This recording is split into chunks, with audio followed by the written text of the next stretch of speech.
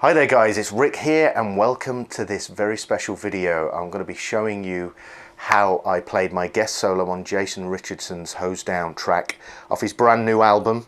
If you haven't got his new album, make sure you check it out. I'll leave links in the description box below, so go on, check it out and buy it because it's got some incredible guitar playing on it. It's a great album.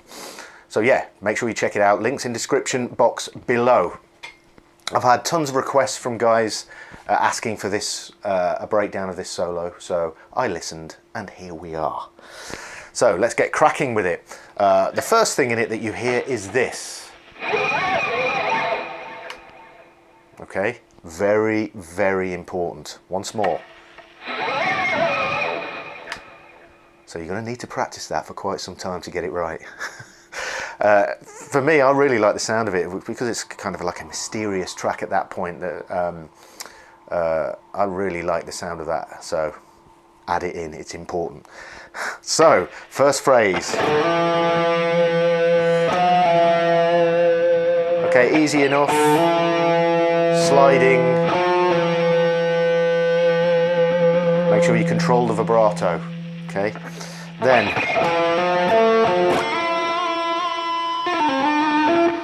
Now that part is this. Hammer. Pick and slide. And at this point I yank the G string. Let me do that again. And once I've yanked the G string, I'm going to go hammer on, pull off, hammer on from nowhere with a little finger, then pull off, slide up 2 frets, then hammer on with the little finger but cutting off the note. Okay, followed by, easy enough, lots of slides going on in here with the phrasing, and we get this.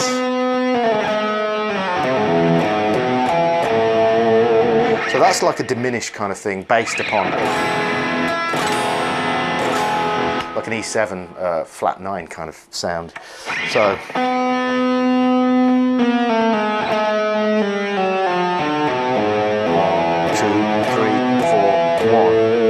At that point, make sure you follow the drums. It's a really good cue to keep you bang on in time, you know. So we're moving on to the next part. Oh, let me do that again. This is the muted legato section.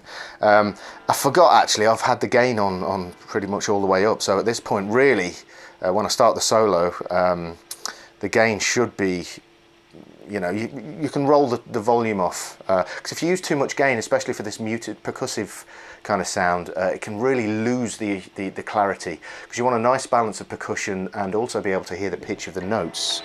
So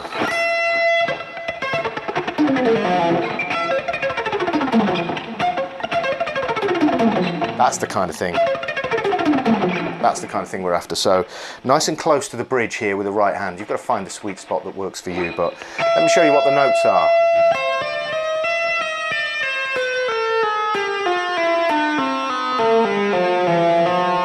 Okay, once more.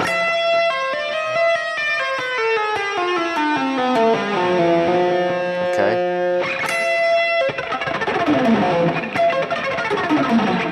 Okay, turn the gain down a bit more. See what I mean? It's nice and clear.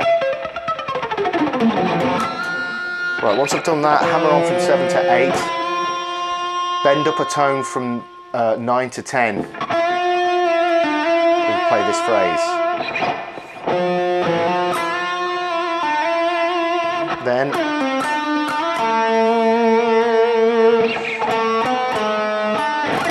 and I rake at this point for 7th fret of the top E, and we're going to get this.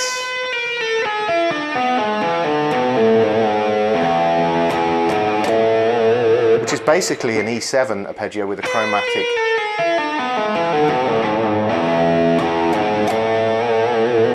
Okay, and again with that, what you want to do, to use a technical term, is cram those notes in and make sure you finish bang on time. So, okay, moving on, we have the string bends.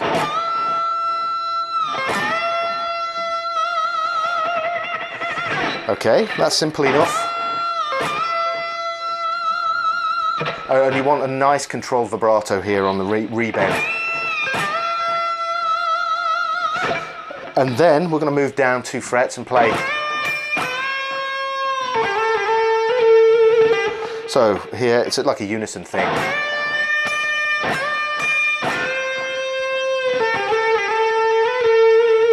And I use the same finger because it really helps for that pull off at the end.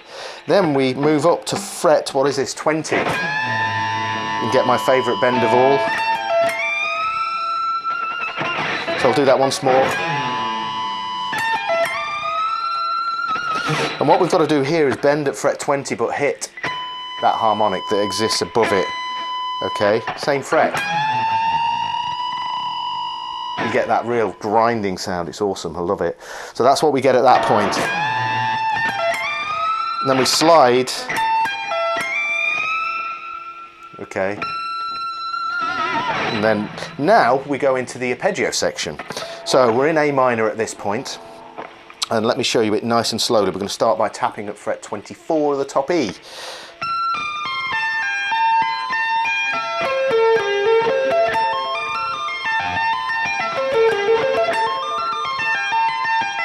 Okay, that's the whole pattern. Bit quicker.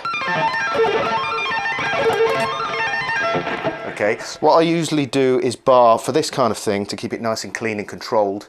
For the sweeping section in the middle is use the index finger and bar across the top 3 strings, but try and get a little roll with the index finger so that the notes don't bleed into each other. You should be all right anyway because of the way the tapping is, but you know, muting is real, you know, real important here.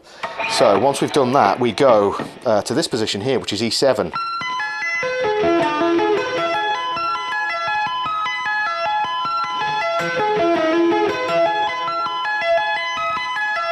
Okay.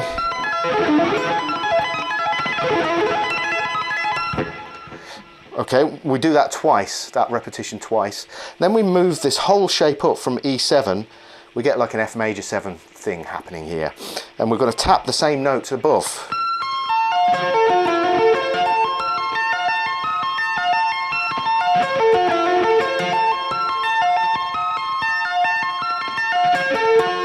Okay, so that's...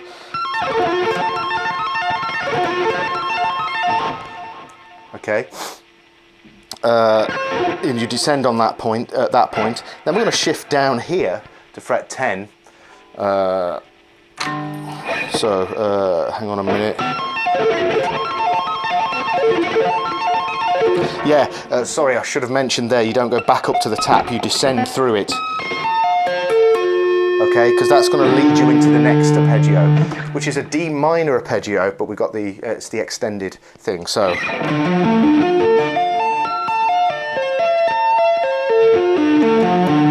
And again.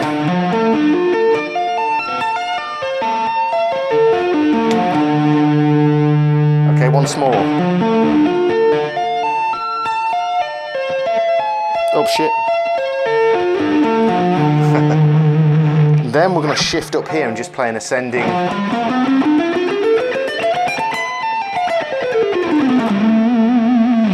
Okay, this is a little bit awkward to go from that sweep.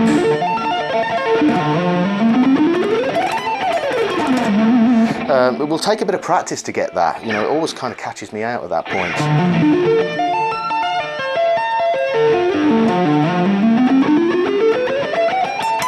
I pull off here and then continue picking. It just helps to sort of change the whole thing around. So that is the solo in its entirety. You know, rewind this video, well, not rewind, shows how old I am, but you know, go back to any points that you need to, just go over it, you know, everything's there. Take your time with it because it's not an easy solo by any means. And try not to rush it too much, you know. These extended shapes, if you're not used to them, you're going to have to get used to lowering your thumb on the bottom of the neck to give you that extended position. And it's kind of getting a balance between having extended position and kind of contracting your hand. That's what I found when you're doing these kind of arpeggios. So that's real important in order to sort of incorporate these into your playing and make make playing them easier, because after all that's what we want.